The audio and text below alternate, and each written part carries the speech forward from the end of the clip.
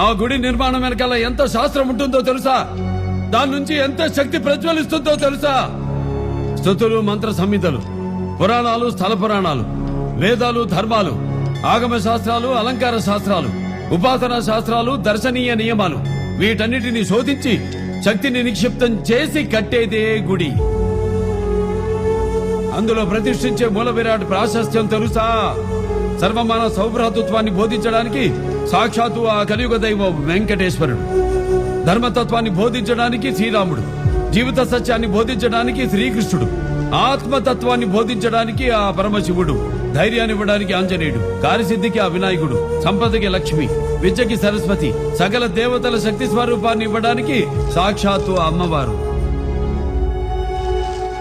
ఇంతమందిని మీ సంరక్షణ కోసం గుళ్లలో ప్రతిష్ఠిస్తే ఆ శక్తి స్వరూపాలైన విగ్రహాలతో చెలగాటమాడతారా?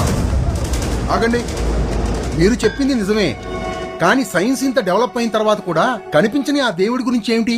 మీకు ప్రాణం పోయే జబ్బొస్తే ఎక్కడికి వెళ్తారు? ఆసుపత్రికి. మరి ఆసుపత్రి ముందు గుడెందుకుంటుంది?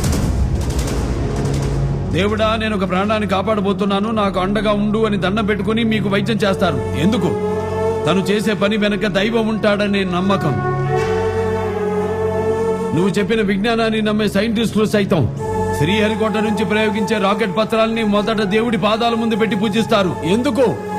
దేవుడు తమ వెనకుండి